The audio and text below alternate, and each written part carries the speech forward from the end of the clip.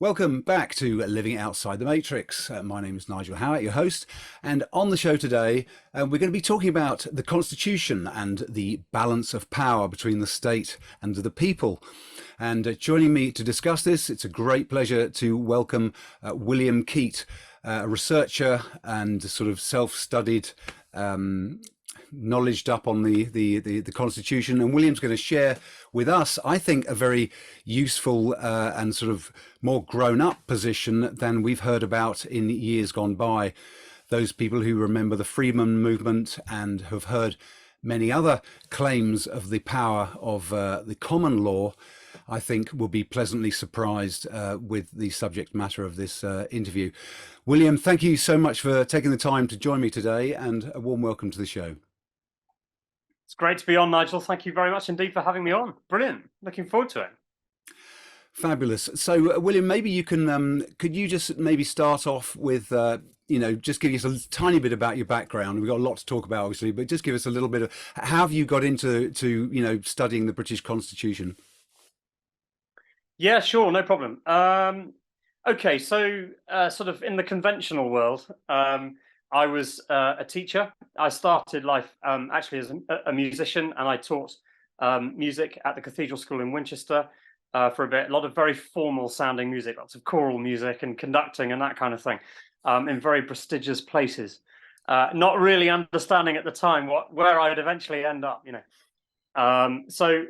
Yes, I then went into teaching technology, and then gradually more and more, I was becoming more and more of a techie, and I wrote code and database systems for schools and things like that. So I've had feet in the technical world as well, and in the business world as too. I think it was around 2006-07 that I started to. Well, I didn't start. I'd always had a sense that things were not quite right. When you have children, that's a sort of a particularly key moment, because you're investigating things like, it was around the time of Andrew Wakefield and all of that, and I was investigating things like vaccines, and so I started to look into the vaccination issue in the very early days. I'm sure many were looking at it way earlier than I was, but to me that was quite a long time ago now. So it was around sort of 2006-07, that kind of thing. That was when it was all focused on the autism problem and thimerosal, the existence of thimerosal in vaccines. And I started to investigate the background of the pharmaceutical industry and the Rockefeller Foundation and the Carnegie Foundation and the funding of the pharmaceutical industry in America. All of that, and how allopathic medicine kind of took over from homeopathic medicine. All of that kind of thing. And then I realized that this cannot exist in isolation. You can't have a conspiracy that large, using the C word, conspiracy, unashamedly. Yeah, exactly. You can't have that large in isolation. There's something so seriously wrong here that really it's got to be practically everything. So I started to look into other things like the geopolitical games that are played on the international stage, going into how our Western governments largely go into other nations and destabilize and mind control, all kinds of nudging, psychological control and then producing foreign wars on the basis of manipulation and all of that sort of stuff. So I was very interested in that, and I started to look into the sort of parallel systems of government that act behind the scenes, secret societies, government think tanks that don't exist in officially. Yes. Things like the Tavistock Institute, the Round Table groups, the Royal Institute for International Affairs, all of that sort of stuff, and the Fabian Society. Big stuff, actually. That's fantastic. That everything is just absolutely, frankly, up for grabs. It's so that was it. And then I realized that actually all of this is sort of, we're looking at different things and symptoms, and realized that ultimately the only way to kind of fix this really is to get to the bottom of, because all of it relates really in a way to government out of control, in a sense, legitimacy or a lack of legitimacy of governance. And if you haven't got your governance under control, then frankly, you're going to get all kinds of things happening. You're going to get sort of stratospheric aerosol programs going on, or whatever it may be. And so I realized that I had to look at law, and I was quite interested anyway. So I started to look at the constitutional law, and then it went from there. So that was rather a long introduction, but yes. No, well, that's great, because I mean, you painted loads of really useful coordinates there, and it's really interesting because you do need a broad context to be able to see the importance of this subject, and getting to the fundamentals and observing full context are two very key, the important elements of knowing what's going on and being an effective citizen, I think, or effective human being. Yeah. So. What is it that, you kind of answered my first question. I was going to say, what's the big deal about the Constitution? Why do we need to know about it? But you've kind of answered that rather well there in your introduction. It's fantastic. I guess, please feel free to add in, but it seems to me like, we're losing a lot of our freedoms. Just very recently, with the alleged pandemic, we had even the sort of sniff of mandatory vaccination programs. Now, freedom is very much lost when things like that start to happen. So, yes. If you do you have any other reasons that you think, alarm bells that you can see that should call people to this cause? Yeah, the whole subject is absolutely huge and far bigger than people realize, actually, because in a way, as I often joke with people who are close to me in this topic, it's not really about constitutional law either. It's really about natural law. It's about the subject of consciousness. It's about the relationship that we have with our consciousness and lies and truth, really, reality.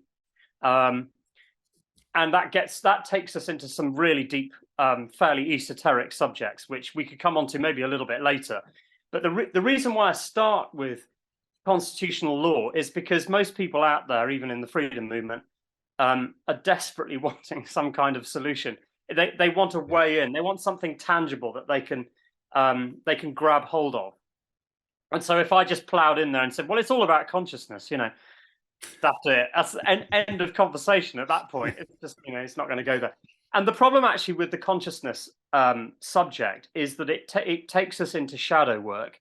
It takes us into the necessary examination of ourselves at a society level and at ourselves at an individual level as well. And that's not popular.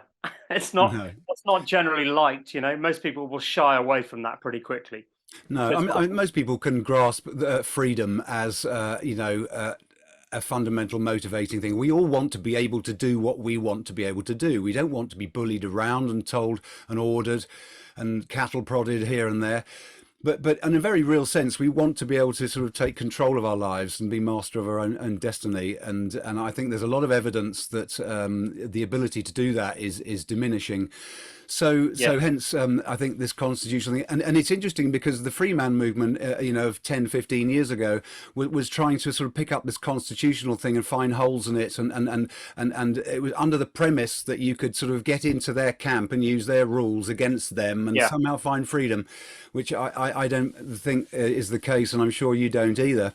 But the common law thing, a lot of people sort of have a bit of a yawn when we hear the common law, because unfortunately, maybe a lot of people have sort of championed it unsuccessfully and without really thinking it through in the past. But it all comes down to this, or correct me if I'm wrong, but does it all come down to this Magna Carta 1215 document? Is that a good place to start? It's certainly part of it, and I'll come on to that. And just to clarify those things that you rightly brought up there, people associate common law because it's become tainted with those actions that people have been taking in their system. When people have been engaging with various actions involving trust law, involving various types of admiralty law merchant, uniform commercial code, all of these things, I'm not claiming for a moment that these things aren't necessarily real.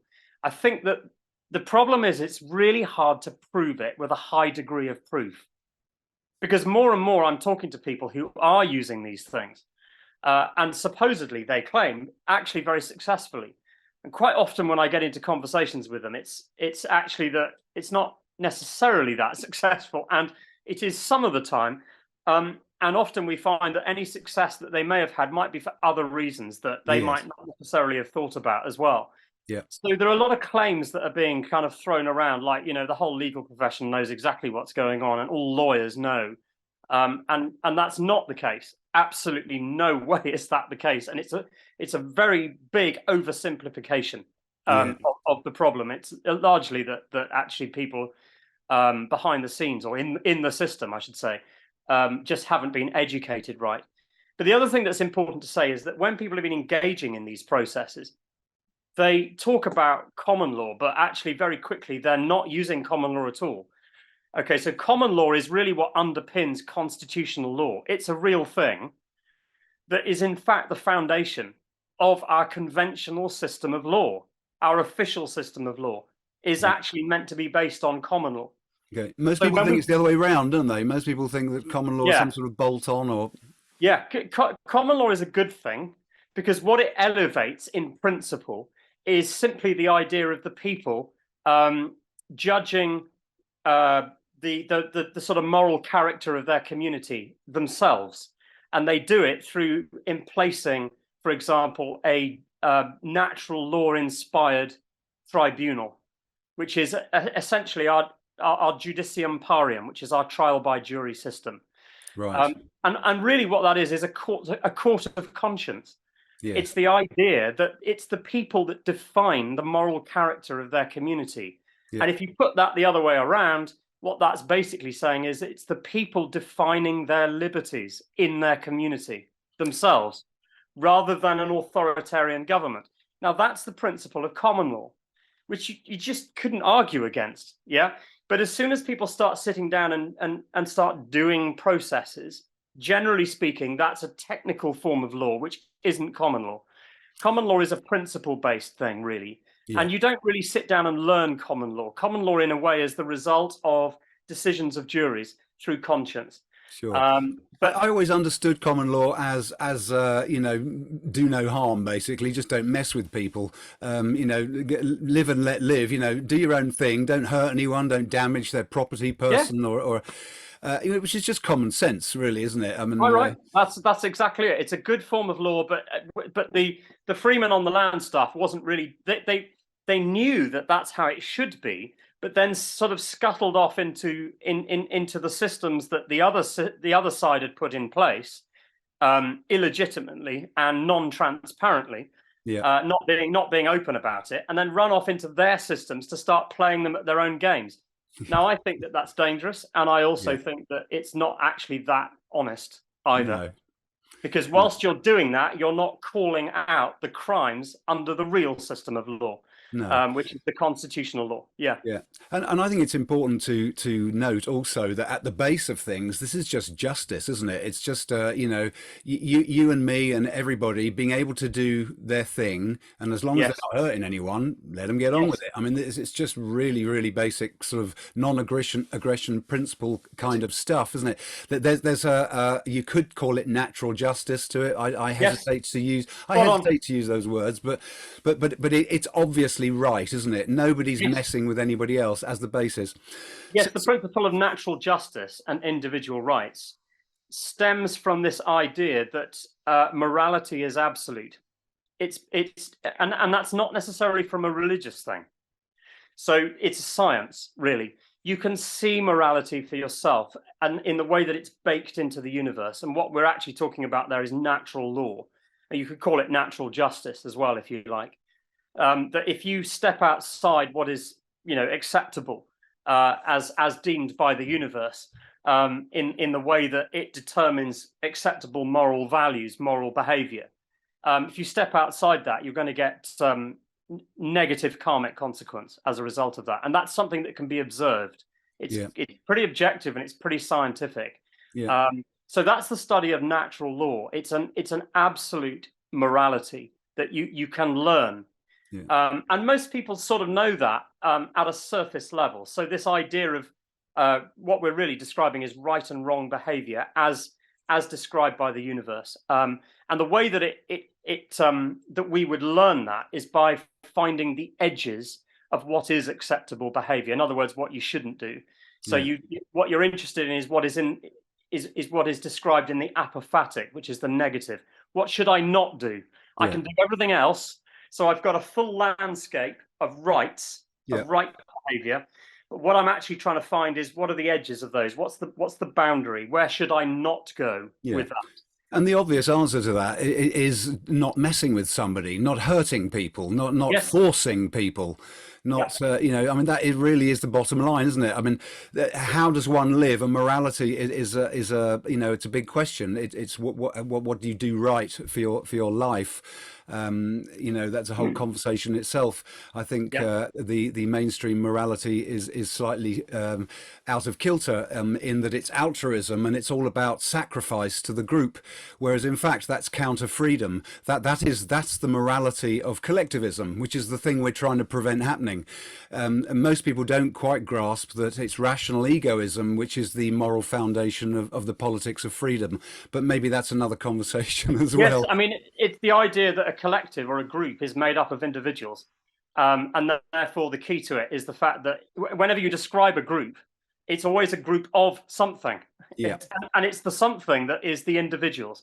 And therefore it's quite obvious that individual rights is key.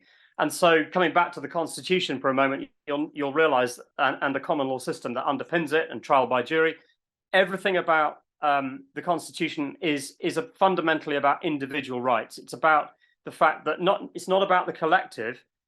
You'll get collective benefits from it, but only through voluntary individual rights. The idea that it's the individual that's key, and they get protected in justice. So the very fact that, you know, under common law, you only ever receive punishment through an individual sort of customized piece of justice. It's not an off-the-peg solution like you know, like our statutory law, where they've sort of predetermined or pre-modeled some acceptable behaviors according to them or according to a group, and try to predetermine what that is. The great thing about common law justice is that it takes every single individual situation and looks at intent. It looks at you. What did you intend to do? Because it recognizes that all of us are individuals, and it's all about individual liberties and freedom. Yes, absolutely. I love that, because I mean the principle I can see in there is that it looks specifically at the context of any alleged crime. It looks right into it, and the idea that you can prescriptively write a set of rules to sort of manage the country is unrealistic, frankly. And yes, this is utterly wrong. Because actually, where that ultimately takes us, if you think about it, and this is one of the great sort of discrepancies, is because everybody agrees, of course, of the dangers of order following, you know, and people look at the value of the Nuremberg trials at the end of the Second World War, and how it was realized very quickly that following orders is quite a dangerous thing to be doing. You don't get away with it. Just following orders is not a good idea. So, you know, you can do ultimately what what somebody is trying to order you to do by first considering whether that thing is morally acceptable. But then you're not following the order. You might end up doing the thing they wanted you to do, but you first considered that it's okay, or it isn't. You know, so order following is not good. But when you think about it now, our distorted rule of law under which we're functioning now is all based on order following. Okay, so people follow orders. What they're actually doing is following statutes, and they're doing so through fear. They're not really doing it through considering every single time whether there is a sensible or good reason to do so, or it's a good moral outcome. It's just a blanket rule. So that is really about morality or moral principle. That's just about following an order because you've been told to do it. And there's nothing virtuous in following orders. Now, the other thing that's quite interesting about order following, at the second layer that I give, is the fact that in trial by jury, in our watered down version of trial by jury that we have now, you've got a situation where juries are following the orders of the state judge. So they're being directed. So rather than them understanding that in fact they have the absolute free will to agree with the legislation or not, they are told that they have to accept the orders of the judge. It's a bit more order following again. I Yeah. think we learned in Nuremberg trials it's not a good idea to follow orders. And on and on and on. So we haven't even mentioned the military and the police yet, but obviously there's lots of order following going on there too. So yeah. Absolutely. An order of following, of course, is very nicely lends itself to a system of control, which is, of course, the antithesis of freedom. And I think that's where it all comes down to, things that lend themselves nicely to control. So let's jump into the jury thing, because one thing I love about your approach is that you're championing the fact that this gem at the heart of the common law is trial by jury, and it's a Yes. lot more than what people think it is. And the power of the jury having the ultimate sort of democratic power. So do you want to tell us a little bit about Yeah. the real power of the jury? Yeah, absolutely. You're spot on. Nice description. I mean, basically, you're absolutely right that essentially common law trial by jury, genuine trial by jury that isn't in place at the moment, is much more powerful. It's essentially what's called a court of conscience, and what it basically means is that the jury are the judges completely in everything, in all aspects of the case. And most importantly, of course, is that they have the freedom, the power, and the right to judge the justice of the law, as well as the facts, and even the admissibility of evidence and the punishment, all aspects of the case. So that's what you're seeing there is a full court of conscience. Yeah, it's the people judging all aspects of the case. Now, what we have at the moment is a sort of pale imitation, where first of all, the jury are not told that they have the right to do that. They still have the right, actually, under our constitutional law, but we'll come on to this a little bit later. So the distortions that have happened and occurred along the way over 800 years and a bit more have been done by incrementally causing confusion, miseducation, indoctrination, gaslighting, a whole mix of stuff. So what you actually end up with is sometimes things that people perceive they're actually not allowed to do, and some things that have been forgotten, and it's a whole mix of things. But really, the end result is that we have a trial by jury system that's not functioning anything like it should be. So juries convene and they actually don't know why they're there, effectively, do they? These 12 people that get summoned, they really don't know their proper role. Is that right? Not their proper role. I mean, it's funny, really. The system is sort of kind of respectful of trial by jury, but at the same time, it's removing the full information. So you've got this kind of gaslighting, this doublethink going on, which is really how they've done it. I mean, it's basically a whole web of lies. You know, it's people in the establishment in a very uncomfortable place, not wanting to admit to themselves, and it's even stated this in writings, by the way. We couldn't possibly tell the jury that they have the full right to judge on the justice of the law, because we'd end up with anarchy. And the irony of these statements is, I mean, it's actually written down this, you can see it. And so you have sort of senior people in the establishment writing this kind of stuff, not realizing the breathtaking irony of their statements, not understanding that actually that is the way it should be. The people should be governing themselves. And of course, in doing that, in actually enacting their full powers on the jury, it actually has the effect, and we're getting into another subject here, but it has an alchemical effect. So somebody I know has just written a really wonderful bit of writing, a full dissertation on this subject called Alchemy and Annulment by Jury. So it's introducing this new term, alchemy by jury, which is this idea that by being on a jury, you're actually creating an alchemy within you. You're actually creating a raising of consciousness of people in society and yourself. Yeah, exactly. Fantastic. I mean, if only juries knew. I mean, I've served on a jury and I've confronted a jury, been on both ends of it. But in neither cases, certainly when I was a juror, I wasn't really educated that I had Yeah. the capacity, or that we, the jury, I was the foreman on a jury in a GBH case, a grievous bodily harm, and we were not informed of our capacity to Yes. question even the legislation and the appropriateness of the rules. I mean, in that particular case of GBH, it wasn't the rules weren't up for question. It was quite clear cut. Yeah. But nevertheless, that power of the jury to say, hang about, what's this bloke being accused of? Should he be made to do that? Is that Yeah. right? Is that legislation actually right? I mean, Yes. is it true that the jury actually have that much power? Yes, absolutely right. They do. And as I said, and I didn't make it clear actually what the process essentially is, and we're increasingly calling it jury independence, because it doesn't necessarily lead to a full annulment. An annulment basically just means that in that particular case, it means that that piece of legislation has definitely been ignored. That's really all annulment basically means. But you don't always know that that's the case, because there might be all sorts of reasons why a jury is not happy about the situation. And of course, you don't actually know the individual decisions of each juror either.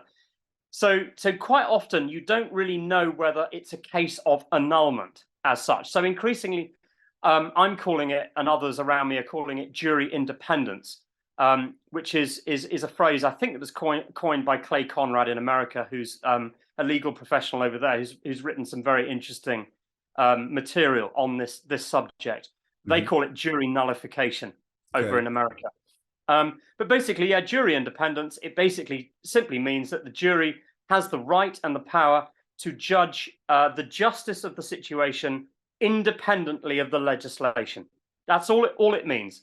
You've got a completely free decision to decide your way, basically based on conscience, essentially. Yeah. And what that can lead to is a case of annulment. In that case only, annulment is basically specifically for that case, and it means that if it's obvious, it means that they have obviously passed a not guilty verdict, even though it's quite obvious that the defendant has technically broken the legislation. Yeah. In which case that would be a case of annulment, basically. Yeah. Right. Maybe we should make a distinction here between case law, because obviously, when in the on the law books or whatever they call them, Yeah. we often refer back to a particular case where this Yes. judgment was made. That's usually where a judge has made some intervention, or is that where the jury have, or can it be either? It's where it can be either, but it's where a justice is actually is reviewing that situation on appeal. Right. So it's where it's coming back in. So we're talking about precedent, in Latin what's called stare decisis. Now the problem with case law, which is what we're talking about, that's another name for it, case law, precedent, is that quite often, confusingly, again, a bit of gaslighting going on, in the legal profession, in the judiciary, it's what is often called common law, but it isn't. Yeah. Okay, so common law, very specifically, is legem terrae, the law of the land, the ancient law of the land. It's very easy to prove from the writings in the history of law what common law is. But we've got people in the legal profession and the judiciary calling precedent or case law common law, which is incorrect. Now, the interesting thing about case law and precedent, and it took us a while to kind of review this over quite a long period of time, actually. But essentially, a lot of case law, by the way, and in fact, I've actually got it right here, actually. So this is Blackstone's criminal practice. quite a weighty tone, this one. So if you see any legal professionals disappearing into a magistrate's court looking a bit laboured, it's probably because of that. That's the thing. And I've read a little bit of it, and I have one or two people around me who are in the legal profession, much closer to that world than I am. But it's been a really interesting journey for me, because I'm a layman on this, and I've come from the sort of constitutional law specifically.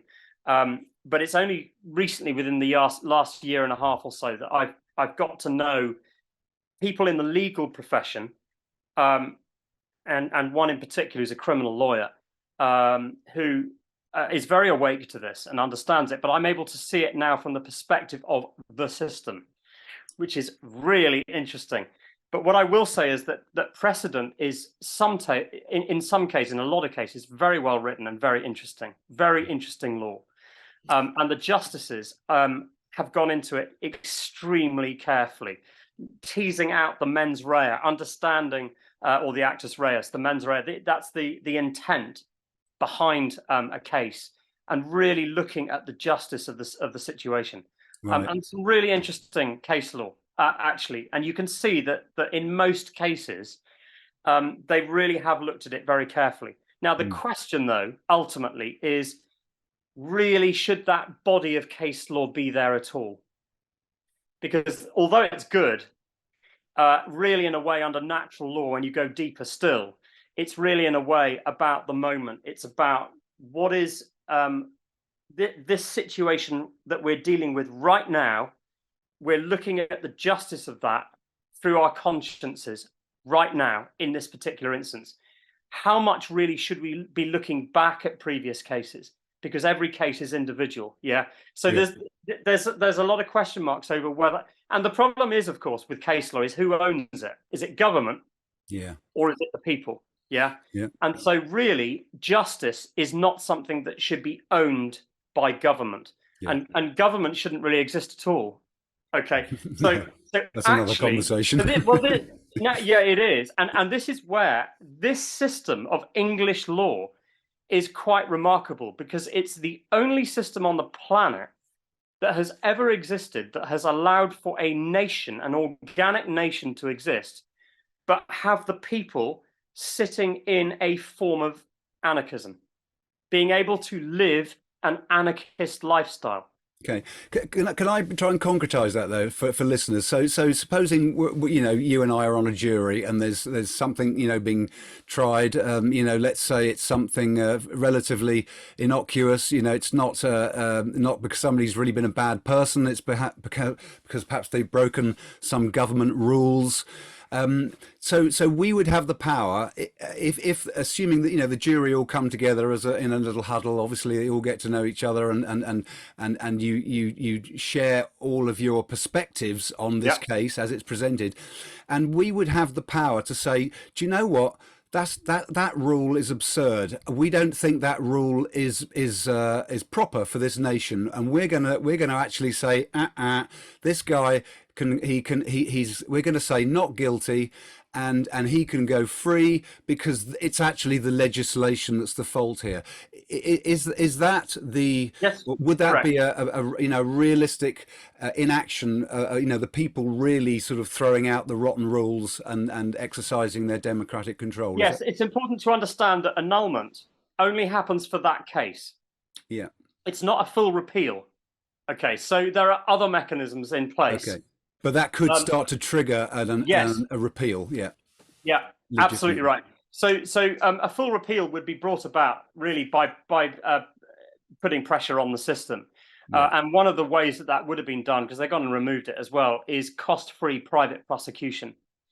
Now, back in the day, before we had government owning law, because essentially in a way, not owning law, owning criminal law, in a sense. Because if you think about it, at the moment, government kind of owns it through the CPS, the Crown Prosecution Service, largely. So, you have to take crime is dealt with by government, essentially, isn't it? Yeah. So back in the day, it wouldn't have been like that. As pretty much everything would have been private law, in the sense that it's one party prosecuting another. It was all about two parties, one prosecuting another, essentially, even in the world of crime as well. So if you felt that you were injured, then you'd be taking action, prosecutorial action against somebody. Okay, may I just interject there? Because with crime, there has to have been, for a crime to have been committed, there has to be an injured party, doesn't there? Absolutely right. And of course, when somebody transgresses a government rule, nobody's hurt by it at all. So in fact, that's not a crime. That's absolutely. I mean, you're right. I should have just said that straight away. That actually, yes, indeed, for a crime to exist, criminal law, Yeah. There really has to be an injured party. Somebody has to have been hurt in Mm. some way. And that's a natural law principle. You're absolutely right. Yeah. Yeah. Okay, but going back to the way that it used to operate is that you would bring a prosecution against somebody, and then that would be brought before the court, a trial by jury. Now, the interesting thing back in the day is that there would have been cost-free private prosecution, which would have allowed any member of the public to take take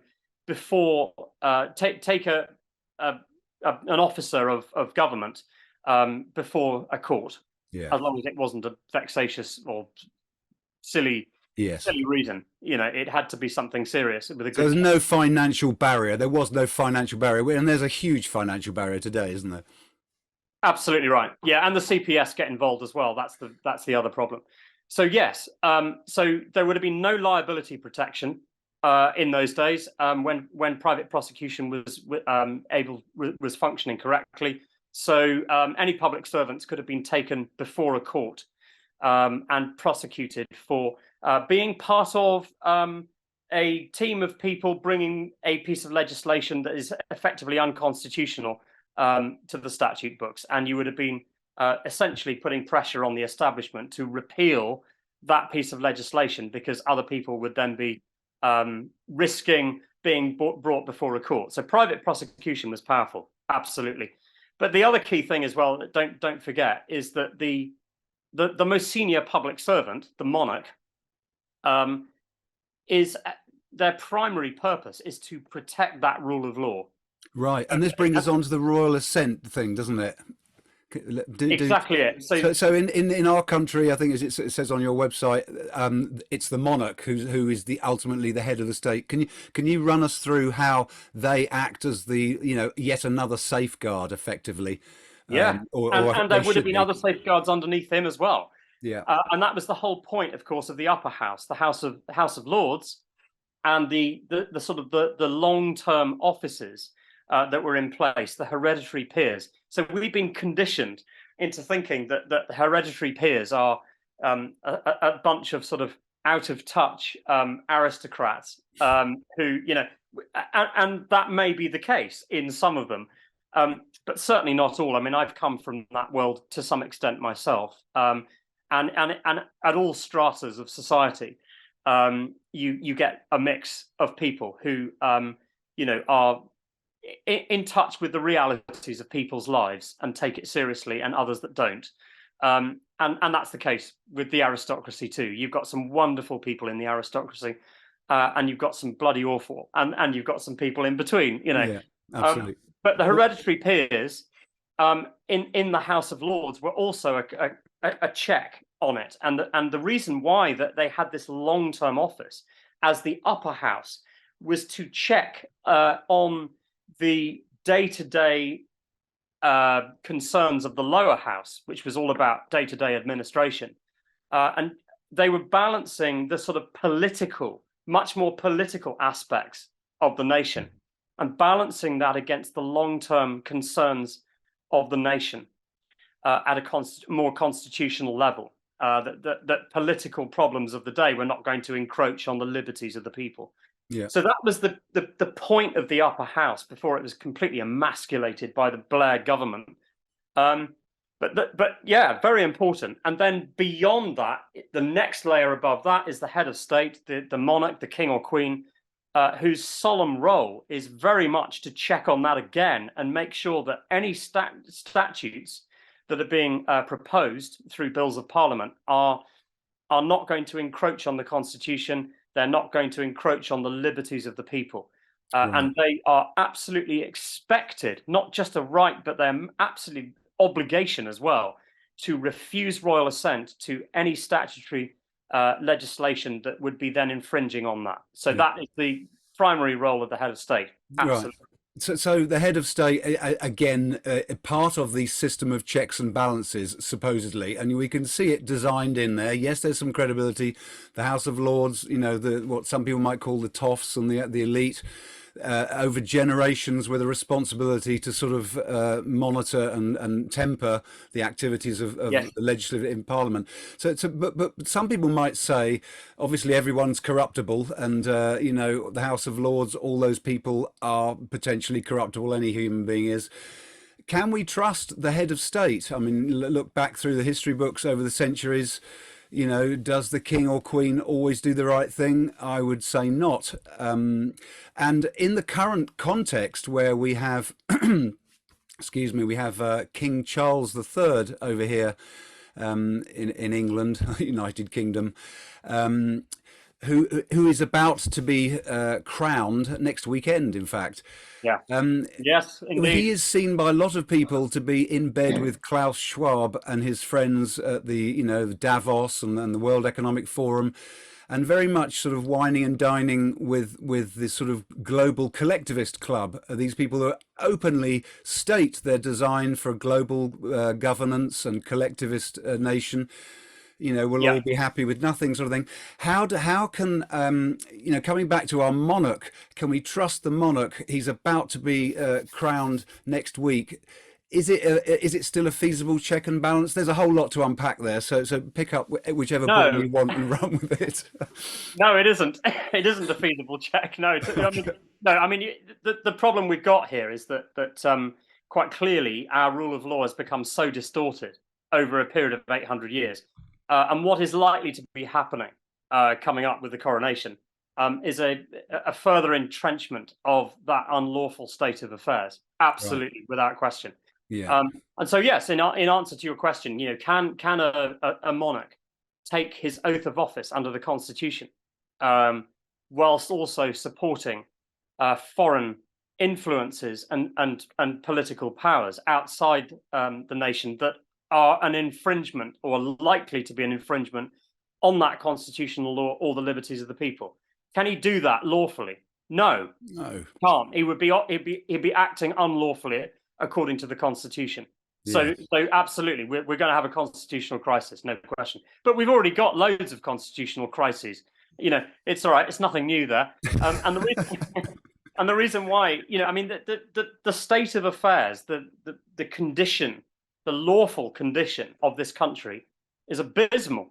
The whole governing system is so wildly off track, and the political class and the establishment, most of the people senior in the political class, and I'm being charitable here, simply do not understand the Constitution. They absolutely do not understand it. So, I mean, and to demonstrate that, essentially, the most obvious thing to do is to say send people off to the Parliament website and have a look at what it says about parliamentary sovereignty. You know, Parliament was never designed to be sovereign, and yet every single MP, as far as that's been written to in this recent campaigns over the recent months and weeks, has responded to the same effect, basically, because they're just given information to push out to people. This is shocking. Excuse me interjecting again, but this is rewriting history, you know, in front of our eyes, isn't it? It's just sort of, we can say that they're ignorant, but they might be being disingenuous. They might be being deviously lying. They might be manipulative and deceptive. Well, and that what in reality what they are being is seditious and treasonous. Yeah. And the problem actually is that there isn't enough of a history of us, the people, telling them that. No. And they're so wildly off track now, and their whole thinking about the way that the system is supposed to work is so off track that, quite frankly, the only thing that's going to bring it back is an enormous number of people learning and understanding their constitution, and absolutely consistently and zealously reminding them of how the constitution is supposed to work. That full common law trial by jury is meant to be front and center. We are meant to be the final arbiter of law through that trial by jury system. Parliament is so overpowerful anyway. Most of the laws that are being passed as legislation don't have a business to be there anyway, because really, in a sense, justice isn't about whether you have a license to do this, that, and the other. It's nothing to do with procedure. It's really only about right and wrong. So government has no business to be in that at all anyway, It's only the people that are supposed to be judging what is right and wrong ultimately. Yeah. At the end of the day. But So, it's sorry, go on. go on. It seems sorry. It seems that obviously a lot of people within the system there you're mentioning are ignorant of the Constitution, but I mean their ignorance is surely matched by the general public, because the general level of awareness of the British Yes, Constitution, correct. awareness of our levels of freedom being lost, even that is tragically low. It's Totally. abysmally low. And so we're really in a situation where everyone seems to be ignorant, and much to the glee and the advantage of those who would deceive us. That old And maxim. not only ignorant, you're absolutely right, not, ignorant, but also they don't really care either. It's I'm afraid. So we're getting into natural law here and the state of consciousness, because ultimately the question comes down to what Mark Passio talks about, the care principle, which is sort of like the 8th hermetic principle that he's added as the enclosing hermetic principle, which is, do you ultimately care enough? Actually, well, how does he put it? What do you care enough about in the world to put your will behind? And the conversations, a number of conversations that I have with people and others around me who know about this stuff, with their relations and their friends, and explain about this, and they get, if they get very far into the conversation without a shutdown, it's actually people around us just don't really care enough. So it's the ultimate problem is a state of consciousness. Yes, Really. I would totally agree. If we zoom right out and get that 30,000-foot view over things, we seem to be amongst a population of people who are relatively unconscious, don't we? Yes, and so our state, exactly right. Our state of slavery, which is what we're in, if we're being honest, is actually through collectively ourselves. Yeah. It's not us individually; that's the smaller number, but it's the people around us, I'm afraid. And it's tragic that situation always benefits, nefarious intent, doesn't it? Nefarious intent. As soon as people, the general level of awareness, whether or not people care or not, how much people know. As soon as that all goes down, evil benefits. It's the only winner, and it's absolutely.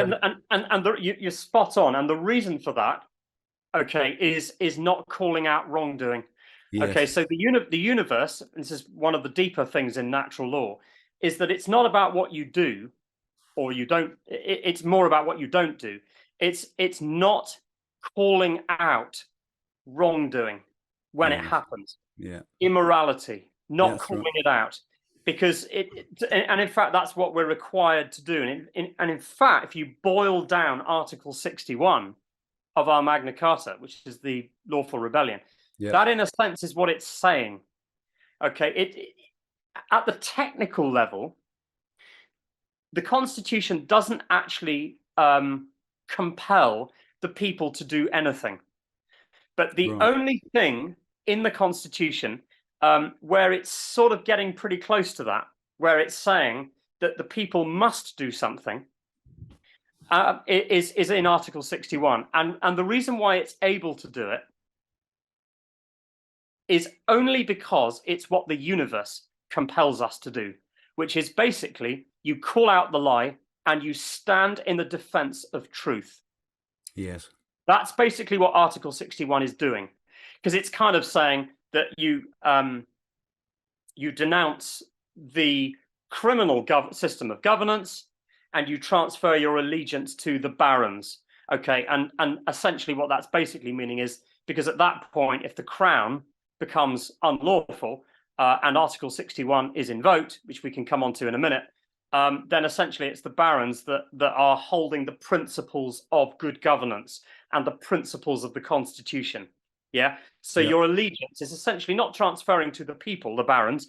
It essentially means you're transferring your allegiance to good governance, to truth. Yes. Yes. It's almost as though, justice is more than just condemning the guilty, but it needs to be praising of the good as well, doesn't it? That half is often, obviously calling out the evil where we see it. For evil to profit, all you've got to have is good men doing nothing, as you rightly say. That's it. Not standing by when you know that something wrong is being done. Yeah. Yeah. And belittling it and playing it down and adjusting it in your mind so that it feels okay. Yeah, there's a lot of that going on. So this is what I get into when I go into the state of consciousness and our relationship between lies and truth, is that it's really interesting because it's getting into the subconscious about the fact that what we tend to do is make excuses for things. Yeah, and we suppress what we're really doing. We make it up. We make a fiction up by slightly exaggerating or justifying something. And it's the small lies that we tell ourselves that eventually, over a long period of time, turn into absolute whoppers. That's the problem. Yeah. So, in a nutshell, though, the Constitution as it stands, whether or not it's written or not, maybe we can address that next. But as it stands, it seems as though there are checks and balances in place. The one I like best is the jury nullification one. Obviously, I don't trust the head of state further than I could throw him, and my trust in the upper house is fairly threadbare as well. Now, yeah, exactly, yeah. But it sounds like there is recourse for people within the existing constitution, and interestingly, parallel in the States as well, they have jury nullification, or the potential for it. Their jury structure is the same as ours. So any of you listening in the You're States, absolutely correct. Yes, all all common law systems that stemmed from the English system, and so we should say, I put a video out recently actually with a colleague of mine, John Locke, in Australia.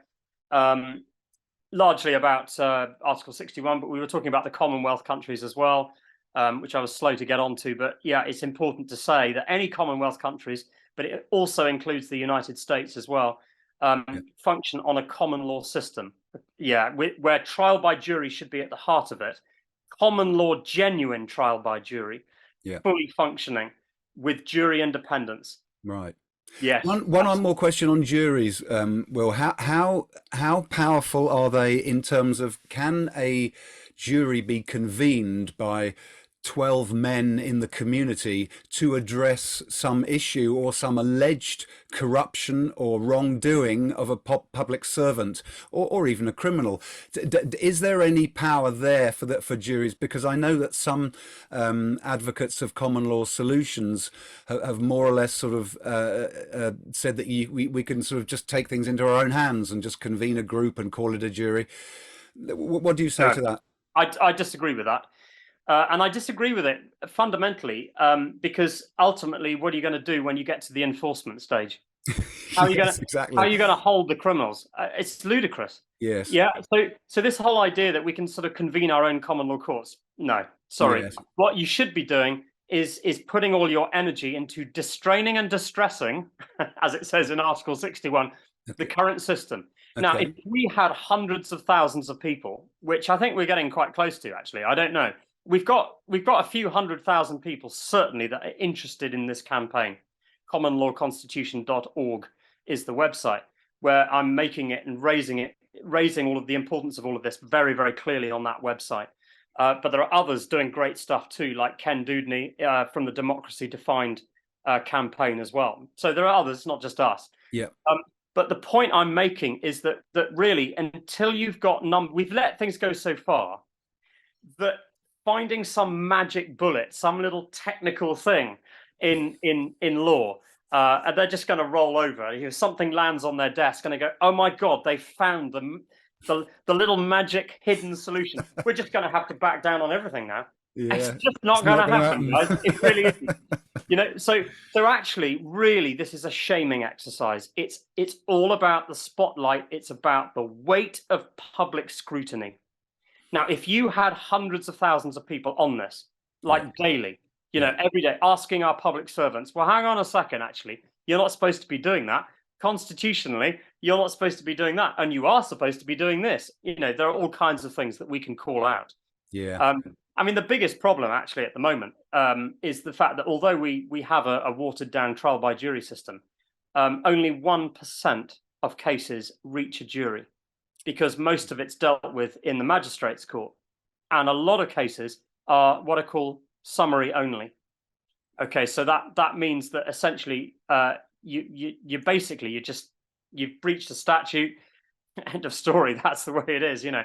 And it's so you don't get judged by your peers, by your social equals.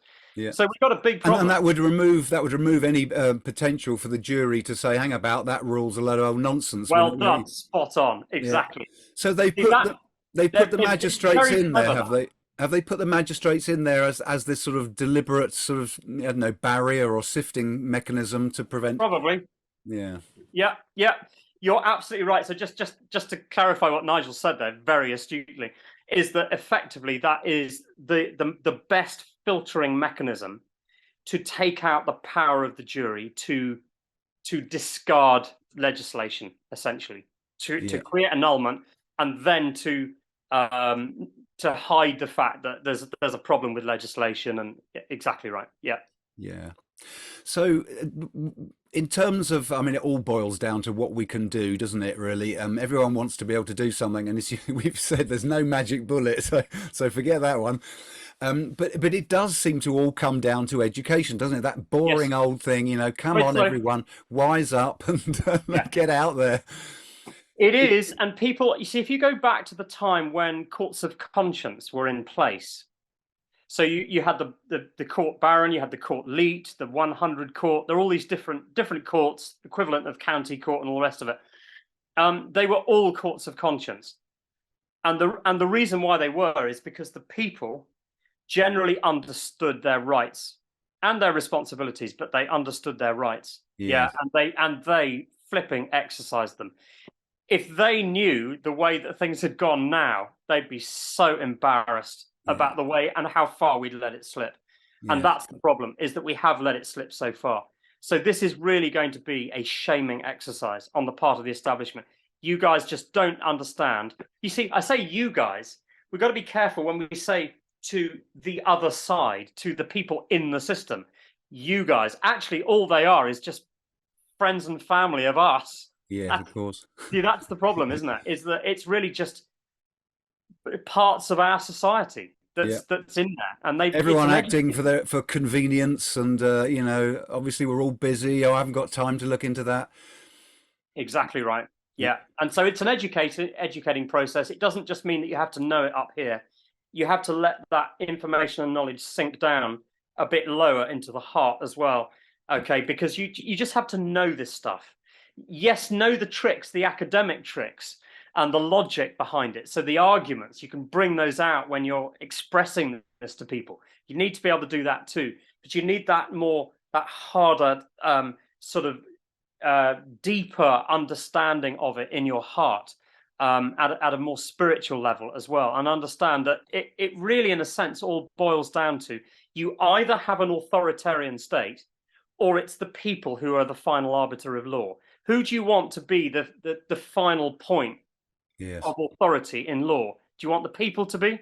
Yes. Or do you want some authority? It's really all it comes down to. It Really. is, isn't it? I mean, and most people, I mean, it comes right down to do you want to be free, an individual? Do you want to take responsibility for your own life, or do you want to be Yes. told what to do?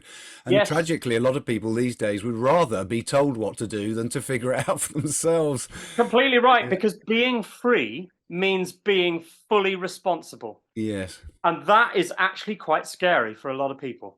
Yes. I think So so. that's the question. Do you want to be free? Do you really want to be free? Because It's what does hard that work entail? being free. Yeah, exactly. Yeah. A quick question about the Magna Carta.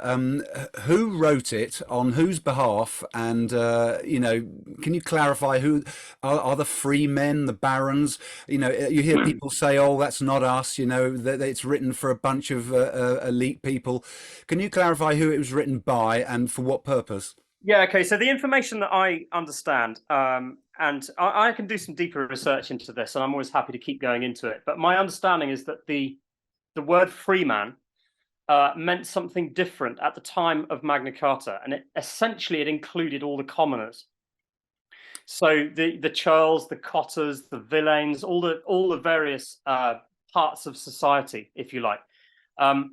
Everybody was able to be on a jury, except people who were mentally not capable, or the elderly, or whatever it was. I think over a certain age or something. Yeah. So the freeman word basically meant everybody, and so Magna Carta, by the way, was not the beginning of our constitution. That's an important thing to say, is that Right. Okay. really all it is actually is the most recent declaration or the most recent statement of our constitution. 1215 Okay. Magna Carta Yeah. is that. So our constitution, our common law constitution, was in place, decades, almost hundreds of years before that. Okay, and common law was extant all over Europe as well, and in fact, 200 years before Magna Carta, Emperor Conrad of Germany was expressing in almost exactly the same words as, or very similar words to Article 39 of Magna Carta in Germany, exactly the same thing, which is interesting because that's, Europe is now under Napoleonic law. When did that change happen? From common Europe law? was. Actually, I don't know. I think. I mean, that's going to be. It was really all about the tussle of the Roman Catholic Church Right. ultimately. Yeah. So, in a way, you could almost say that the Roman Catholic Church was rooting for Roman law. I think. Yeah. Yeah, and common law was really much more of an ancient thing, but it goes back to early Greece, early Athens. Yeah. Not later. It was the time of Cleisthenes. Yeah. Yeah. I mean, I wouldn't want to complicate things. Sorry, you were just about to say something. Go on. Yeah, I wouldn't want to complicate things by mentioning canon law, but that's probably another 20-minute discussion or something. Is that something to do with the papacy? Yeah, and no, the canon. No, church? you're right. Canon law. Yeah, another type of Roman law that.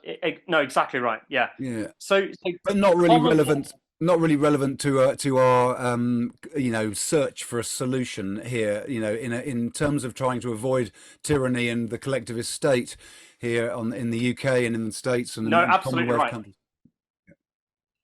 So common law, as we have it, it really comes down to the power of the jury. In a nutshell, would you say that's really, and of course, Yes. educating the average man and woman on the street so that they could indeed be a competent jury member? Yes. It's Now, just where you said, in a way, what you're asking there is if you wanted to boil down our constitutional law into kind of two or three things, hmm okay, Yeah. it's basically you have a natural law tribunal where you have the people of your community judging on you and the justice of the law, not your government. Okay, Yeah. so you have a natural law tribunal. The second thing is that you might have a legislature. I say might, you don't have to. A legislature, which is basically an administrative government. I wouldn't call it a government, that is basically putting in place some sensible, what I call, what a statutes are supposed to be, by the way, which is a flagging up exercise, which is basically, you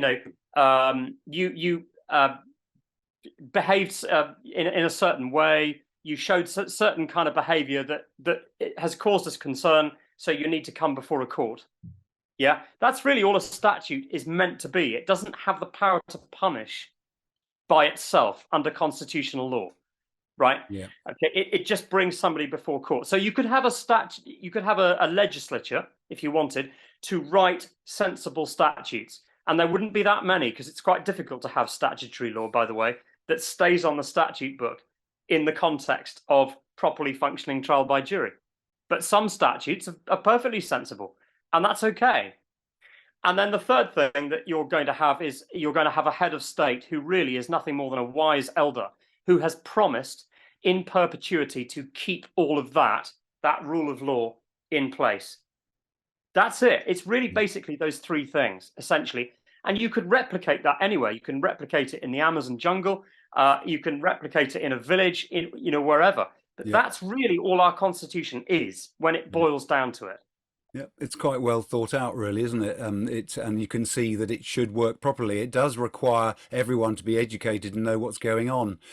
It's interesting because about 15 years ago, I went to a jury trial and appealed to the jury wanted to appeal to them anyway on the basis of jury nullification, but I was forbidden of even mentioning the subject by the judge. It was quite funny.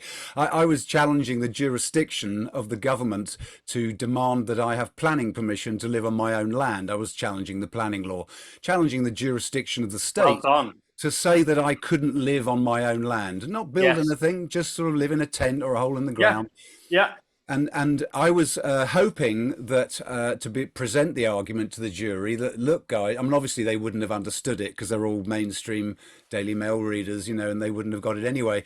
But at least in principle, the idea was that they could have said, do you know what, this planning system, if it says that a man can't sleep the night on his own land, you know, Yep. more than 28 days a Well year done. or whatever the stupid restriction is, Yeah. then that's silly. We should throw Yeah. that out. But of course, you know, again, it comes down to the education thing. And, you know, whatever we might say to 12 men and women, you know, plucked from the electoral register these days, or however they select them, you know, the average level of knowledge isn't going to cut it, is it? It's not going No. to. They're not going to It's believe they have the power to question anything the judge says, let alone question the statute law. You are absolutely right, and this is the problem. And it's interesting. It doesn't take much to get to pique people's interest when they are told that actually they are independent of government and of legislation. Mm. They can make a decision based purely on their conscience. They are free to do so. And saying it like that, you know, if you were to say to the judge, "Are you denying the fact that trial by jury is not a court of conscience? Because under constitutional law, the right of the jury is there to judge according to their conscience. Yes. Are you saying otherwise?" Yeah. Because That would put him on his oath, wouldn't it? yeah, definitely, yeah, that would be quite serious. Mm. Now, I was just going to say actually that on our website, commonlawconstitution.org, there is actually in the resources area a really interesting documentary. It's about 1 hour long, made in America, and it follows the deliberations of a jury about gun ownership, actually. Mm-hmm. But it's actually a case of jury nullification actually happens, and the whole issue comes up. The judge is not drawn on it. I think it's the prosecuting lawyer that tells the jury that they do have this right, and it's all debated in the jury, and it's just fascinating. Just Great. you'll get it. Your viewers should watch it. Really, I want to watch it. Brilliant. I want to watch that. It sounds really interesting. Quite moving, actually. Yeah. Yeah. Well, I'm clearly going to put all these websites on, you know, the blog post, and they'll all be beneath this video wherever it's published. But can you, William, you know, try and sort of wrap things up and sort of point to a few of these resources, and maybe give us a couple of words about them, or, you know, all the links will be there, of course, and I'm plugging them. For, you know, resources for people to educate, that film being one of them, and then anything people can do, signing up to things, you know, attending stuff, whatever. Yeah, definitely. So, yeah, our campaign, as I said, is commonlawconstitution.org. That's probably the first port of call. And one of the first things that you'll see there on there is actually, I think it's the second thing actually, is the 5 steps to understanding the Constitution. And in that, you just got, you know, one or two, sort of 5 little things that open up, just quite short in each one. And it literally would only take you 10 minutes to read through that. And technically, you would understand the Constitution once you'd read that. You know, it kind of boils it down for you.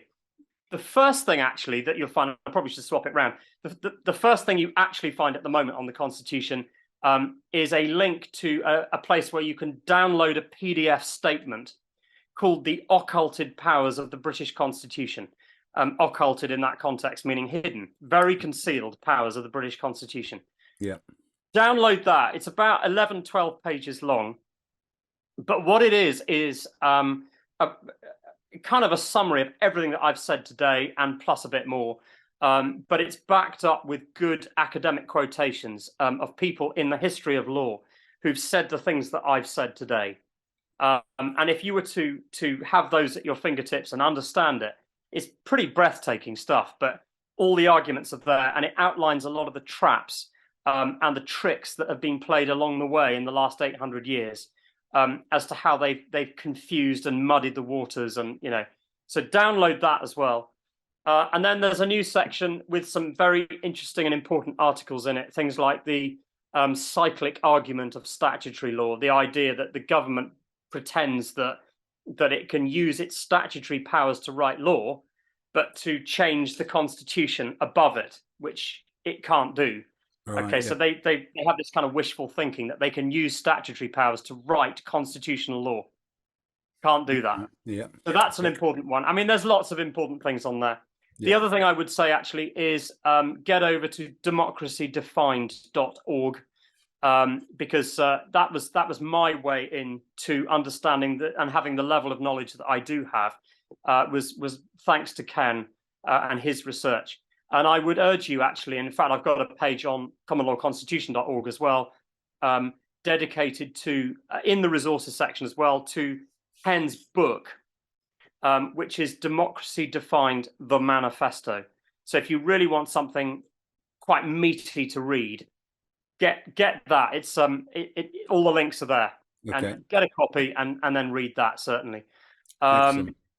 Yeah, and that will open up other things, you know, that and that video that I told you, yes, watch that. If you want a bit of inspiration, watch 12 Angry Men, which is a classic film all about the trial by jury, although technically they get it wrong because it's all about majority verdicts, but ignore that. It's more about the sort of the power of it and the you know, the consciousness that comes behind it and all of that. So yeah, get into that, definitely. Fabulous. I'll put a link to that. I watched that recently myself, actually, after seeing you chatting with somebody else and recommending it. Great film. That it's just fantastic to watch one rational man just slowly persuade a bunch of other people and slowly pick apart, you know, the alleged evidence. It's a wonderful watch if anyone's. Yeah, they were all going to say guilty, but he was the one that held out, and he knocked all the others gradually all the way through the film, and it's amazing to watch. No, you're right, absolutely. Yeah. Brilliant. So I don't want to take up too much of your time here, William, but one last question with regards to the coronation. Is you know, the King Charles is obviously sort of you know, put on a spot, one might say. I don't know what his coronation oath is going to be, but he's supposed to be guarding the sovereignty of this land. He's not going to. We know that. Well, dare I say, we know that. I suspect he isn't. Let's put it that way. Yeah. Yeah, no, you're right. There's no indication that senior people within the establishment have any idea how the Constitution is supposed to function. No. Do I naively think that it's that they don't know? Well, I think that largely, most of the way up, it is that they don't know. Do some of them know how it's really supposed to work? Yeah, of course they do. Yeah. So could there be some sort of constitutional crisis, or do you think everything will just get sort of swept under the rug and, you know, business as usual? Business as usual, everything will get swept under the rug. Well, that won't be the case if huge numbers of people distrain and distress and just get very noisy and very loud consistently. Like almost daily. We need to be causing real problems here. Yeah. Asking very, very awkward questions. Definitely. Is there any mileage, do you think, in mounting some sort of challenge to whatever oath he comes out? And I assume that we're all going to hear it. I don't know whether it's spoken in private or whether it'll be published or what have you. Well, it will. No, it will be broadcast in the service because it involves the Archbishop. Right. We do know actually that the text of the oath that he's going to be taking is going to be the version of the text that was written in statute law in 1688 under the Coronation Oath Act, which is actually treasonous because it introduced the extra line governing according to statutes in Parliament agreed on, which is not supposed to be in there. No. It's meant to be just laws and customs. Okay, because any statutes that are lawful and are in alignment with the Constitution will fall under the category of laws and customs. No problem. Yeah. The problem with that is that it muddies the waters, so that effectively he's going to govern according to any statutes that they think that they can pass, including unlawful ones that, you know, So what was legislated for in 1688 and in the Coronation Oath Act is actually treasonous. Yes. So there is an article on Common Law Constitution about that as well, because it's not the government's job to be making serious decisions about constitutional law aspects. Yeah, no. That's how they gain power. They're not supposed to be writing themselves into constitutional power by doing that, essentially elevating themselves. Not allowed to do that. They're meant to be constrained and bound by the Constitution. That's what the Constitution is. It's a set of standards by which we know they are acting lawfully or criminally. And they're not acting lawfully now. So there we go. Yeah, shocking. Well, look, William, thank you so much for taking the time to explain, with great clarity, the UK Constitution, and it certainly makes a lot more sense to me now. And from reading some of the reading matter that you've put me onto previously, fantastic. I do hope the audience have got something from this. If there's anything you'd like to say in closing to wrap it up, please feel free. Otherwise, it's just a great big thank you for coming on and saying all this good stuff. And I shall be putting all the links to the new Chartist movement website, the constitutiongroup.org, and was it Democracy Now, at least? The main one really is just commonlawconstitution.org. Okay. That's the site. New Chartist Movement's an old campaign.